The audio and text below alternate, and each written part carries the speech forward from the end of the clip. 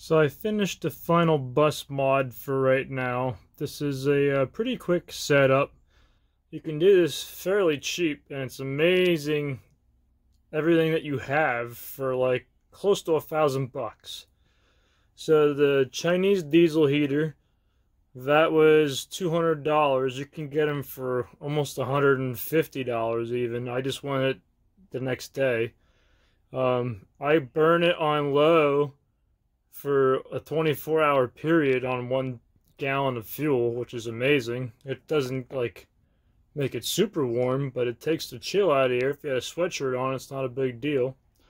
So then I have one battery, and then I got a Renogy solar kit, and I got the MPP charger. I got that installed, and I hooked up to basically it's a 3-way power device. It's got 3 cigarette lighters, 2 USB ports, another one, high-powered one. Tells you the voltage. You can turn it on and off by switch. Got a power inverter. It's a pure sine wave. It was $179. It's amazing. Somebody else on YouTube showed that to me, and I really was digging his test with a cheap Chinese lithium phosphate battery. So I'll probably be getting one of them next. The biggest thing is they cannot freeze. And on the second part of this video, we'll show you how to install a weatherproof seal for your rooftop and solar panel. Got my man Oberon here helping me today. We're hooking up the solar panel transition from the roof, and we're going to put it up here on the bus. And basically got a negative end and a positive end. It says so on the solar panel, so you figure out which one that is. And then I marked the positive with a piece of red electrical tape, or you could just mark one of them with a piece of electrical tape so you know which one's which.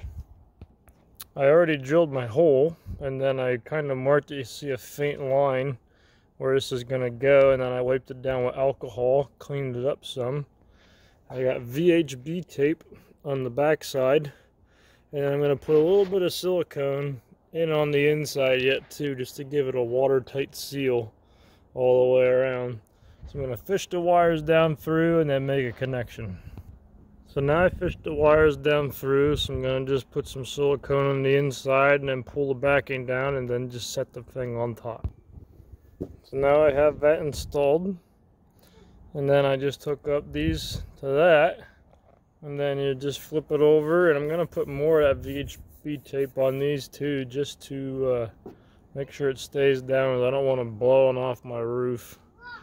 And so I'm going to flip this over, mark it where it goes, and then clean these sections with alcohol also, and then plate them down. The other thing that I did is I made sure that this black box underneath the solar panel is easy to get to. Because if you can't get to this and those diodes break, you're going to have a problem.